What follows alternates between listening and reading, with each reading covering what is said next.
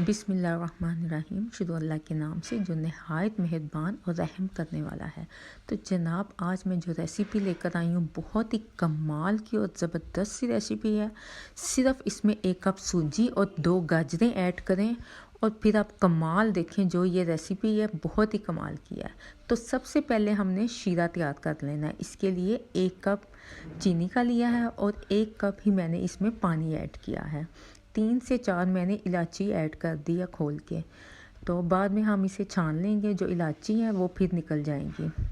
तो इसको आपने तब तक मतलब कि चूल्हे पे पकाना है कि इसका जो गाढ़ापन हल्का हल्का सा हो जाए। आप देख सकते हैं जो इसके ड्रॉप हैं वो थोड़े थिक से हो गए हैं। तो इस टाइम पे आप समझे कि शीरा हमारा रेडी हो गया है।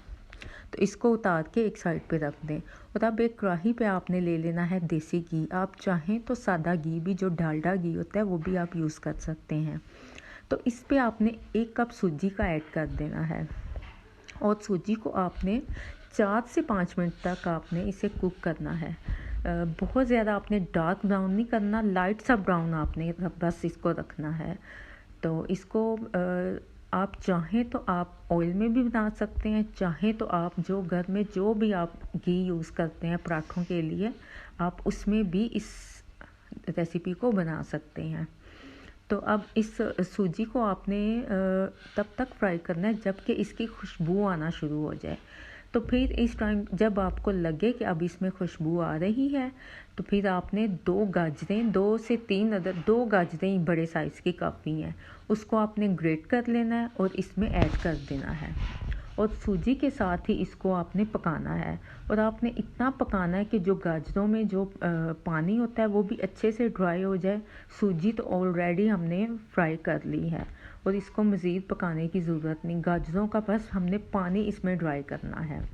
शीरा हमने ऑलरेडी पहले हमने बना के रख लिया हुआ है। तो आप देख सकते हैं काफ़ी हद तक इसमें पानी ड्राई हो गया है और सूजी का कलर भी बड़ा ज़बरदस्त सा आ गया है।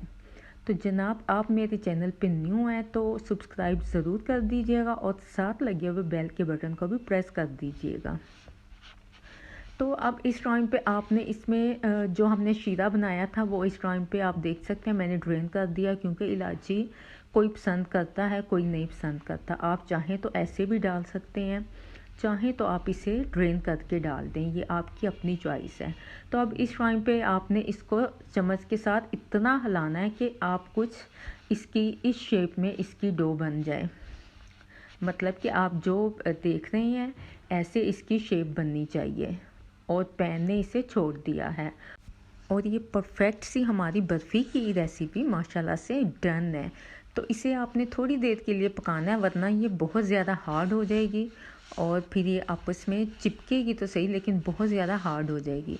तो जब आपको लगे कि ये पैन ने छोड़ दिया है और आप देख सकते हैं कितनी इजीली ये हिल रहा है और ऑयल भी सेपरेट हो गया है, तो इस टाइम पे अब आप इसे निकाल दीजिएगा। और ट्रे को मैंने ऑलरेडी पहले ही, रेसिपी बनाने से पहले ही मैंने इसको ऑयल लगा के तो मैंने इसे ग्रीस कर लिया था ऑयल से। और थोड़े से मैंने बादाम को कट करके, बारीक कट करके, तो वो मैंने इसके नीचे रख दिए थे। तो ऑप्शनल है, आप चाहें तो ऊपर भी लगा सकते हैं, चाहें तो नीचे भी लगा सकते हैं। ट्रे में आप फैला दीजिएगा। तो मैंने इसको अच्छे से प्रेस करके, तो इसको मैंने तकरीबन 1 घंटे के लिए रख दिया था, क्योंकि आजकल अभी मौसम काफ़ी अच्छा है, मतलब कि ठंडा ही है, गर्मी नहीं है।